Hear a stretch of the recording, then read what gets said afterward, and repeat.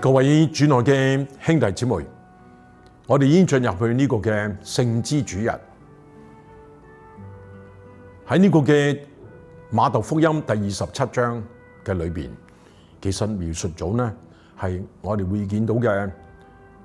天主子嚟到呢個嘅世間。以色列子民原本開頭呢係夾道去歡迎攞住嘅樹枝，攞住咧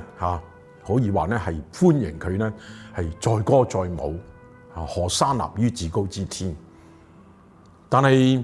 過咗5日之後，竟然咧完全係倒戈相向佢哋會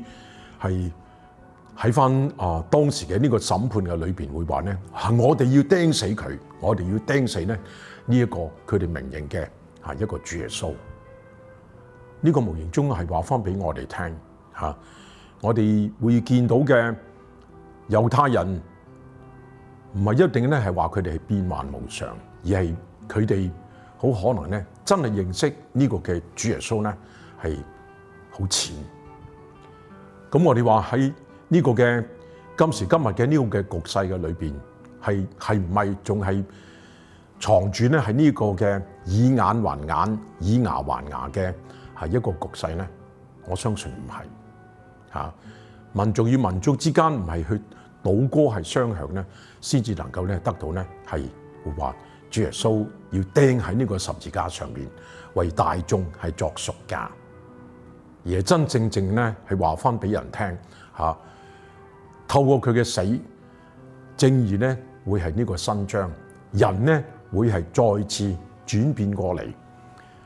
由呢個嘅不義變成係義。點解呢？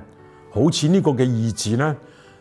嗰個嘅我字上邊就係呢個羔羊嘅一個羔字嚟嘅。如果呢個嘅羔羊唔係作出呢個祭獻嘅說話，人咧繼續係我嚟到做一個中心，以我嚟到為事，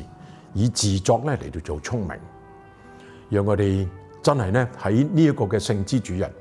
祈求咧整個嘅世界能夠得到咧係和平，而且咧人與人之間係共融嘅，唔係咧大家係繼續係以眼還眼、以牙還牙，而係真正咧係共融合一嚟到咧係敬天係愛人，願天主咧係祝福大家。